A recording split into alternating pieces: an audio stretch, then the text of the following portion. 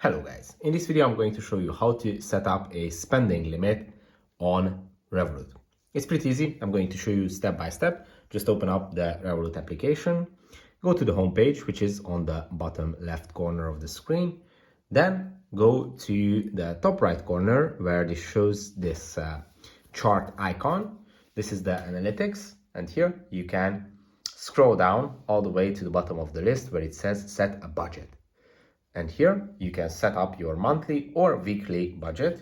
Just type in the amount that you would like to spend each month or each week. Then you just have to tap on continue.